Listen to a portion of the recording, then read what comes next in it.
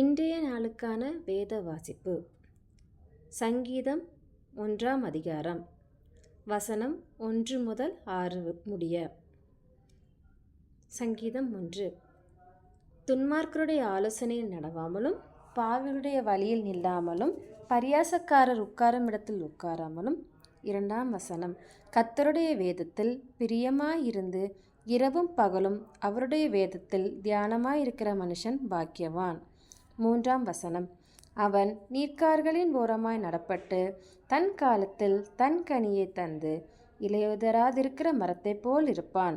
அவன் செய்வதெல்லாம் வாய்க்கும். 4ஆம் வசனம். துன்மார்க்கரோ அப்படி இராமல் காற்று பறக்கடிக்கும் பதரை போல் இருக்கிறார்கள். 5ஆம் வசனம். ஆகையால் துன்மார்க்கர் நியாயத்தீர்ப்பிலும் பாவிகள் நீதிமான்களின் சபையிலும் நிலைநிற்பதில்லை. 6ஆம் வசனம். கர்த்தர் நீதிமான்களின் வழியை அறிந்திருக்கிறார், துன்மார்க்கரின் வழியோ அழியும். ஆமேன். இந்த அதிகாரத்தில் ரொம்ப எனக்கு பிடிச்ச வசனம் என்னென்னா, கர்த்தருடைய வேதத்தில் பிரியமாயிருந்து இரவும் பகலும் அவருடைய வேதத்தில் தியானமாக இருக்கிற மனுஷன் பாக்கியவான். அப்போ பாருங்க, இது ஒரு நல்ல ஒரு ஃபார்முலா மாதிரி. அப்படின்னா அதுக்கு அடுத்த கீழே உள்ள வசனத்தை பாருங்கள்.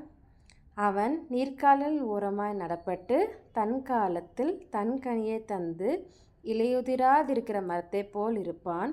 அவன் செய்வதெல்லாம் வாய்க்கும்.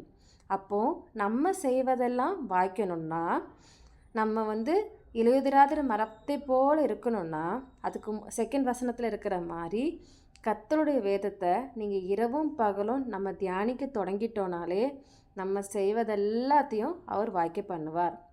ஆமேன்.